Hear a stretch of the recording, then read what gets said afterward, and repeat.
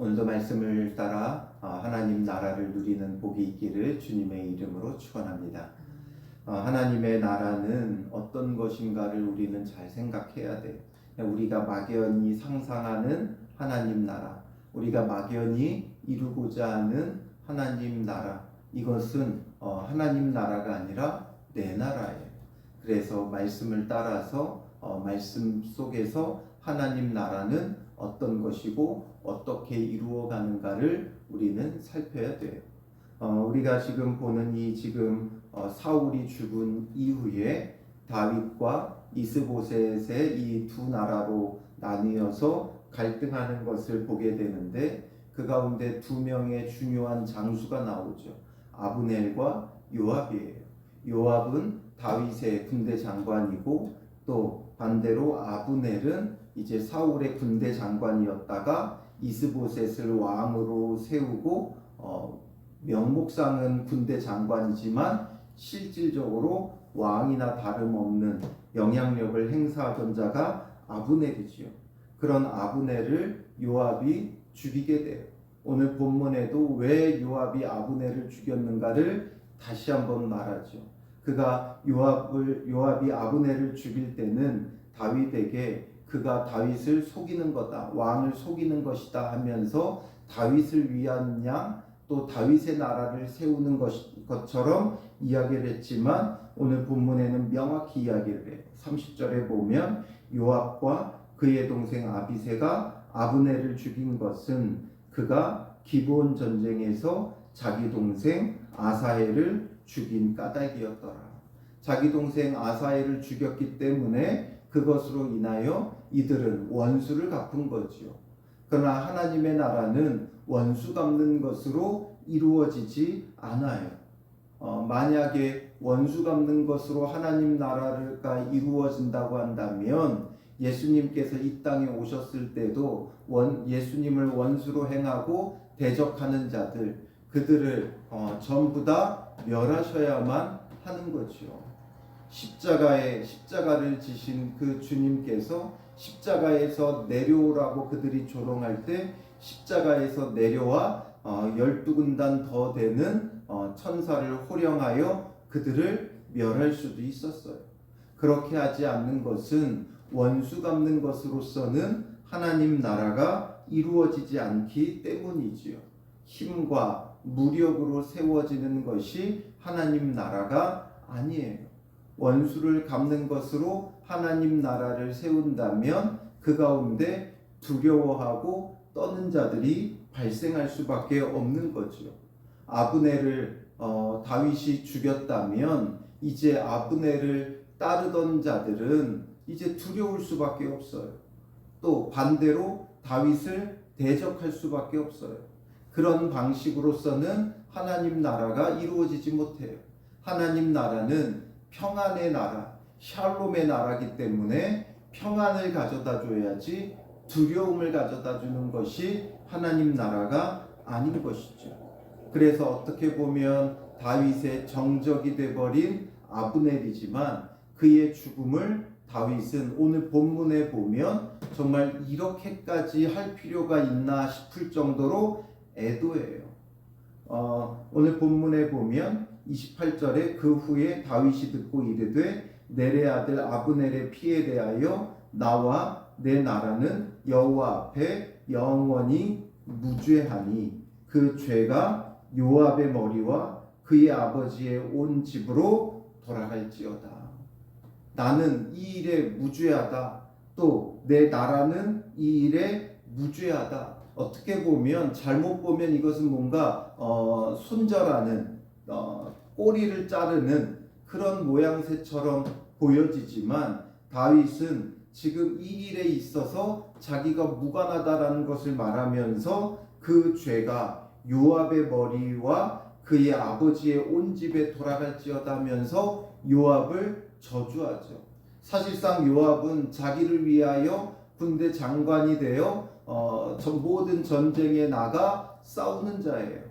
그런데 그에게 이 모든 죄를 돌리고 어떻게 저주하냐면, 계속해서 또 요압의 집에서 백탁병자나 나병 환자나 지팡이를 의지하는 자나 칼에 죽는 자나 양식이 떨어진 자가 끊어지지 아니할지로다 하니라. 요압을, 자기를 위해 일하는 요압을 축복하기보다는 오히려 그를 저주하고 있다는 거죠. 그러니 요압의 입장에서는 얼마나 억울합니까?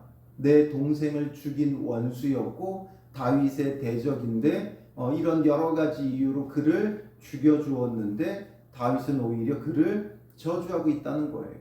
다윗은 왜 이렇게까지 하느냐라는 거죠. 또 31절부터 보면 아브넬의 장례를 다윗이 어떻게 치렀는지가 보여지죠. 다윗이 요압과 및 자기와 함께 있는 모든 백성에게 이르되 너희는 옷을 찢고 굵은 배를 띠고 아브넬 앞에서 애도하라. 애도하라고 말해요. 이 굵은 배 옷을 입고 이렇게 하는 것은, 옷을 찢고 굵은 배 옷을 입는 것은 정말 큰 슬픔의 애도의 표현이지요. 그리고 다윗 왕이 상여를 따라가 직접 그 상여까지 따라가요.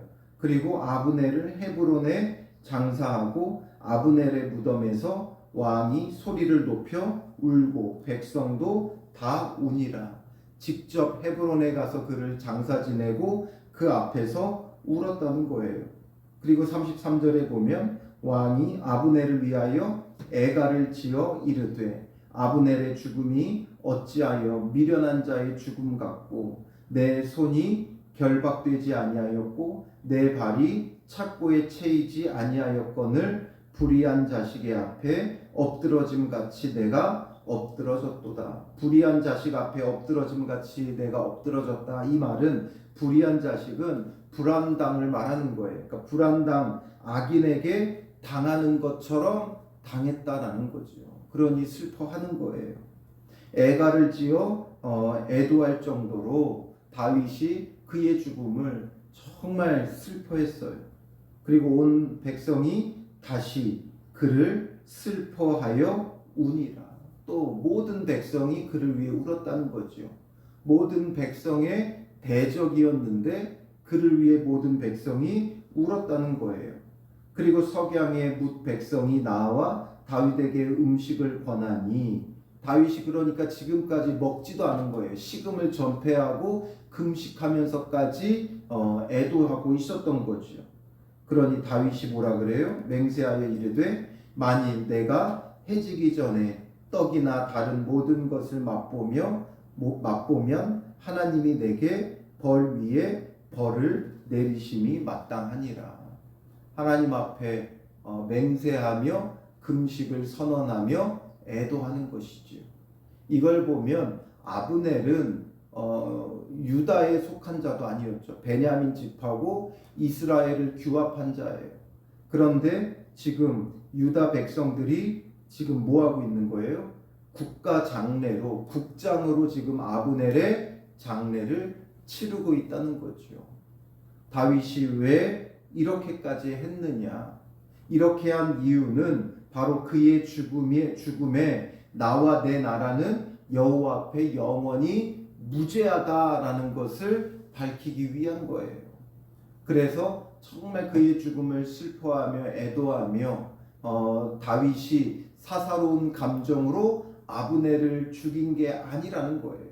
아브넬과 함께 언약을 맺었고 맹세했고 그래서 아브넬과 함께 이제 통일 왕국을 이루기를 약속했는데 약속했다가 그 약속을 깨뜨리고 아브넬을 죽였다라는 것은 하나님 나라에 있어서 있을 수 없는 거죠. 하나님의 약속은, 하나님의 언약은 영원히 변개치 않아요. 그런데 이렇게 약속을, 아브넬과 했던 약속을, 이게 아브넬과만의 약속이 아니에요. 아브넬이 이미 이스라엘의 지파들을 규합해서 다윗을 왕으로 세우기로 약조했고 또 베냐민 지파에도 따로 설명하면서까지 이제 다윗은 왕으로 다윗을 왕으로 우리가 섬기자고 다 그들과 함께 다윗에게 언약한 것과 같은 거예요. 그런데 이 아브넬을 죽였다는 건 언약의 깨어짐이죠. 근데 하나님의 나라가 그렇게 쉽게 언약이 깨어지느냐? 그렇지 않아요. 하나님은 우리와 맺은 그 언약을 영원히 변개치 않아요. 그래서 우리를 쉽게 버리지 않아요. 택한 주님의 백성, 주님의 자녀, 그리스도 예수로 언약을 맺었기에 그 언약은 영원히 변개치 않고 영원히 깨지지 않아요. 그런데 다윗이 아브넬을 죽였다고 하면 하나님 나라의 속성인 이 언약의 영원함이 훼손받을 수밖에 없는 거죠. 그러니 다윗은 신실하고 진실하게 이 언약을 지키지만 그 밑에 있는 요압이 이 언약을 깨뜨린 거예요. 그래서 그 언약의 깨어짐과 아브넬의 죽음, 이 모든 것이 바로 국가 장래가 되는 거죠. 언약의 깨어질 지금 위기를, 이 언약이 깨어질 위기를 슬퍼하고 애도하면서 참된 하나님 나라에 있어서 있을 수 없는 참혹한 일이 지금 벌어졌다라고 하며 애도하고 있는 거예요. 그러니 다윗은 지금 철저히 여기서 나와 내 나라라고 말했지만 다윗에게 있어서 나와 내 나라는 무엇과 일치해요? 그리스도와 그리고 하나님 나라와 일치하는 거예요. 다윗은 예수 그리스도를 예표하는 왕이었고 다윗이 이루는 나라는 하나님 나라를 예표하는 나라예요. 그래서 다윗에게 있어서 나와 내 나라는 사사로운 자기의 어떤 이익을 따르는 자기 자신과 자기의 나라가 아니라 그리스도와 그리스도의 나라를 말하는 것이고 그리스도와 그리스도의 나라에 있어서는 무죄해야 되는 거예요. 하나님 나라의 속성은 무죄예요. 무죄하여야 되는데 그 무죄한 하나님 나라의 속성을 지금 요압이 깨뜨렸기 때문에 이 요압에 대하여 심하게 정말 심할 정도로 저주하며 책망하고 그리고 이제 하나님 나라는 악함으로 이 무죄함이 깨어지는 것으로부터 다윗은 보호하고 있다는 것이죠. 그래서 이렇게 하고 나니 어떤 일이 벌어져요? 36절 37절에 보면 온 백성이 보고 기뻐하며 왕이 무슨 일을 하든지 무리가 다 기뻐함으로 모든 백성들이 이제 왕이 뭘 해도 기뻐해요.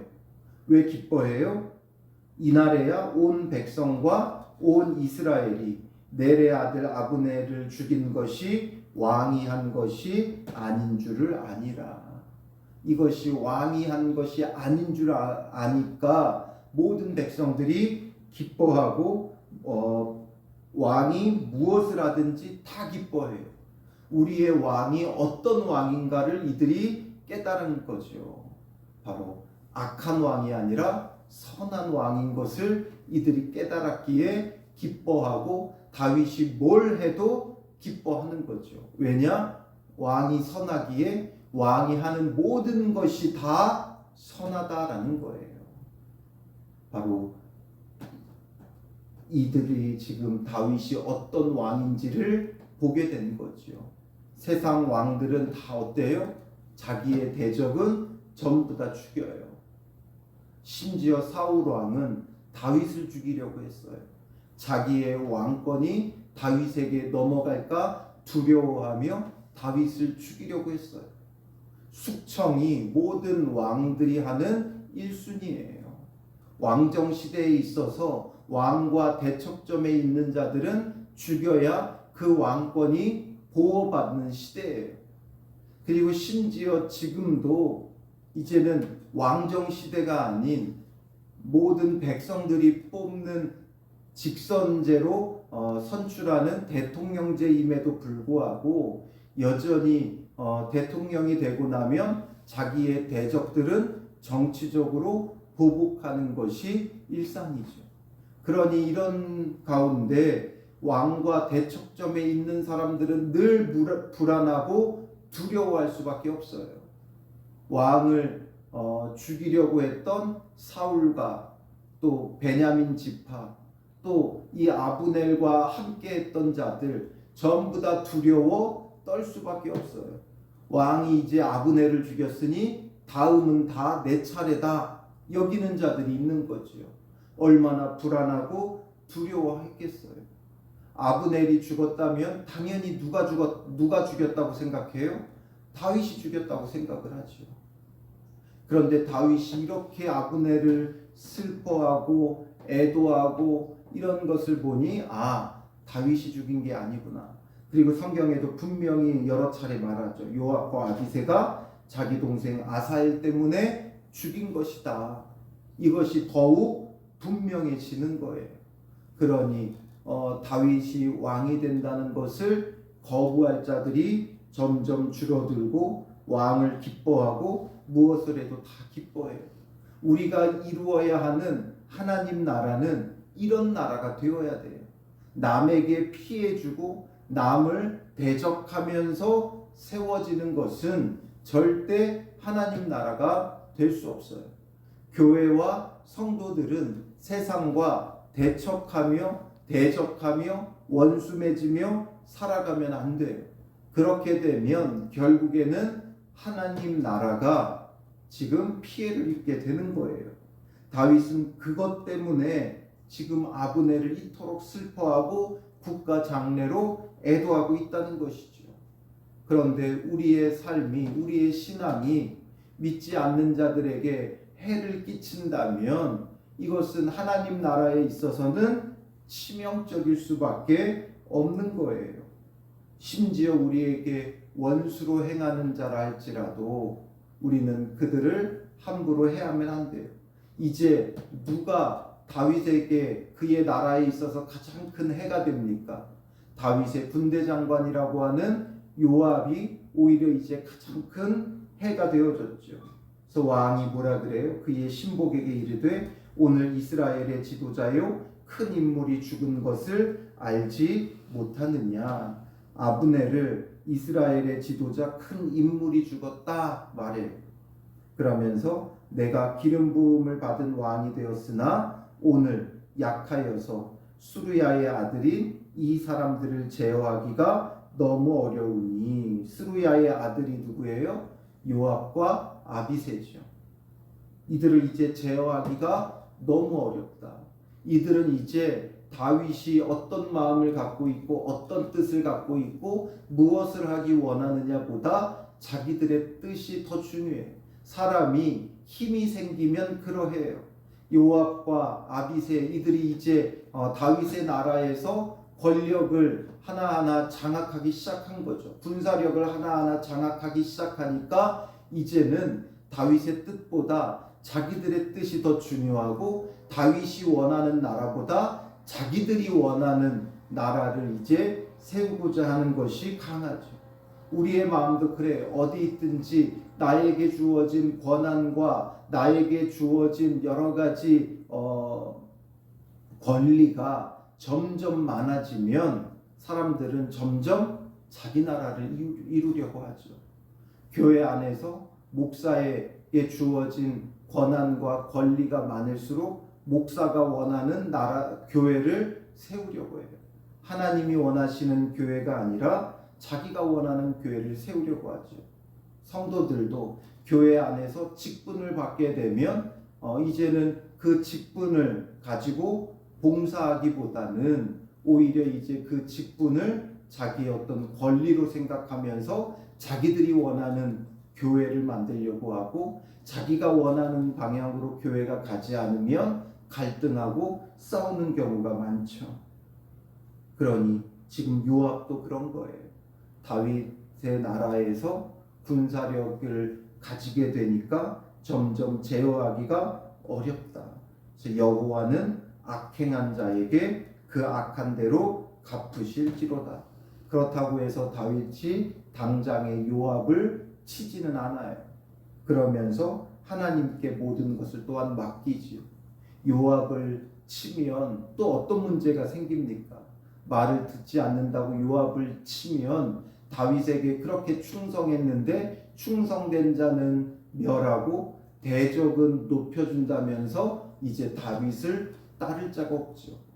그래서 다윗은 그의 나라를 위해 요압이 자기 마음대로 한다 할지라도 또 그를 대적하지 않고 그에 대한 것은 하나님께 맡기는 거예요.